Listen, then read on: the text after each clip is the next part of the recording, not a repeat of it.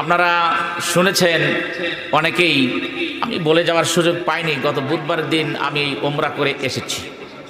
তো যেদিন আমি ওখানে ছিলাম, অর্থাৎ এশার নামাজ জামাতে পড়তে পারি নাই, ফজর শুরু করেছিলাম ওই দিন কাবা শরীফের চত্বরে।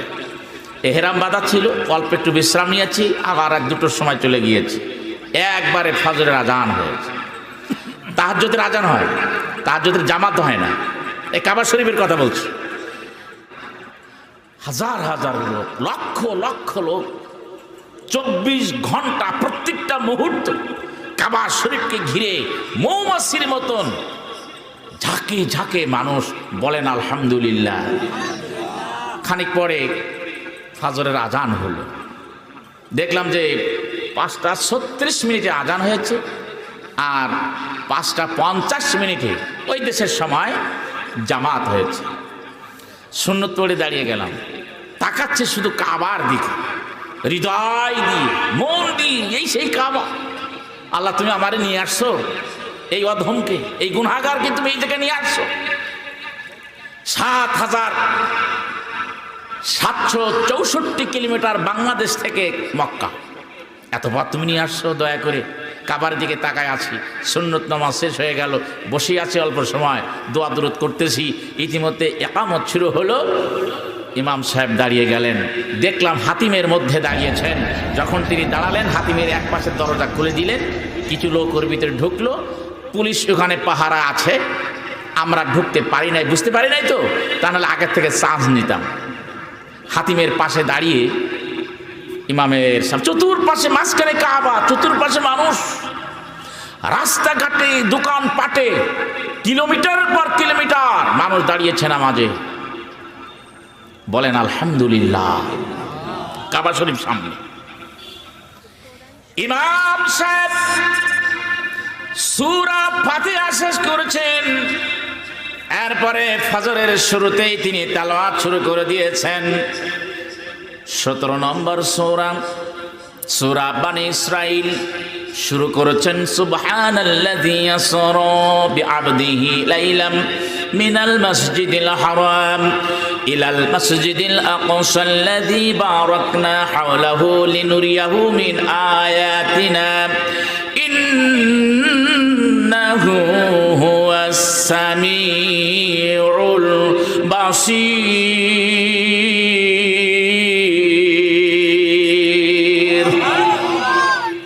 وآتينا موسى الكتاب وجعلناه هدى لبني إسرائيل ألا تتخذوا من دوني وكيلا।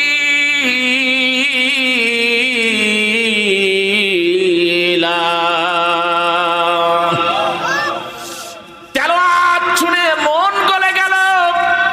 নামাজের মধ্যে দাঁড়িয়ে কাবার দিকে তাকায় আর আরশের দিকে তাকায়। আল্লাহ, আমার মনে হলো এক্ষুনি তুমি কোরআন শরীফখানা নাজিল করতেছ, অর্থ তো আমার জানা, আর উনি পড়তেছেন, এই মন বেঁধে গেল, ব্যাকুল হয়ে গেলাম। উনি কাবা শরীফের সামনে দাঁড়িয়ে একেবারে কাবা থেকে মাত্র 1.5 হাত 2 হাত দূরে দাঁড়িয়ে উনি নামাজ আদায় করতেছেন। ওইটাই হলো মসজিদে হেরেম। হেরেম শরীফ ওইটাকে বলা হয়, মসজিদুল হারাম ওইটাকে বলা হয়।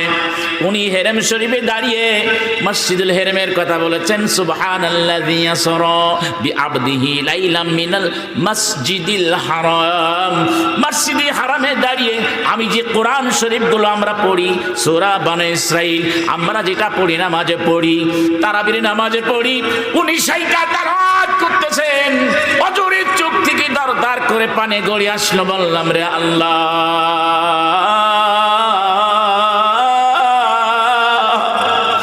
এইটা তোমার কোরআন পড়েছি সারা জিন্দেগি ভর।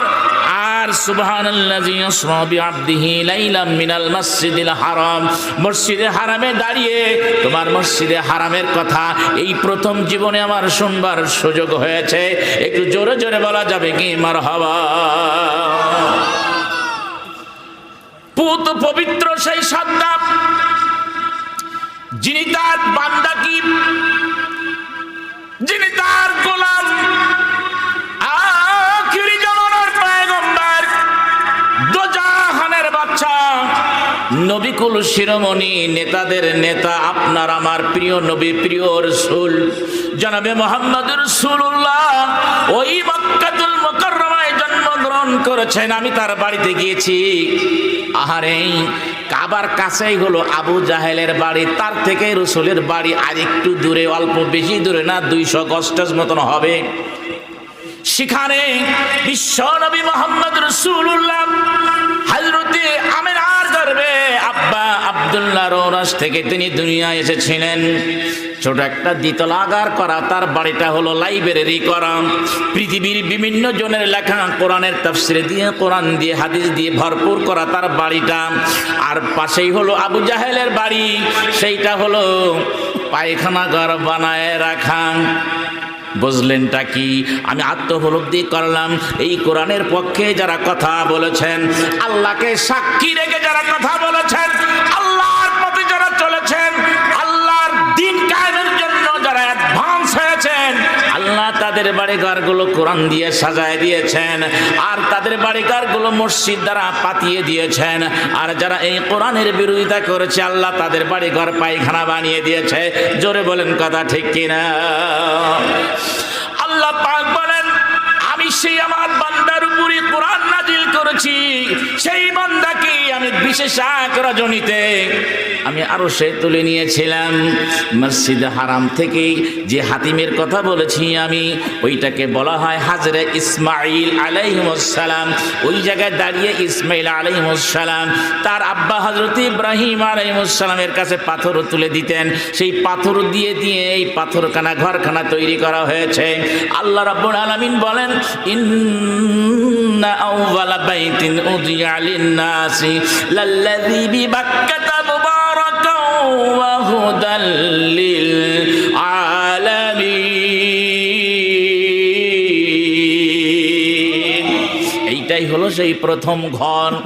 আল্লাহ পাক পৃথিবী নামক এই গ্রহে সর্বপ্রথম যে ঘরটা নির্মাণ করেছেন, সেই ঘরটার নাম হলো এই কাবা ঘর। আল্লাহ পাক বলেন বাক্কা, তার মানে হলো মক্কা। এই দুনিয়ায় আর কোনো ঘর ছিল না। তিনি ফেরেশতাদের মাধ্যমে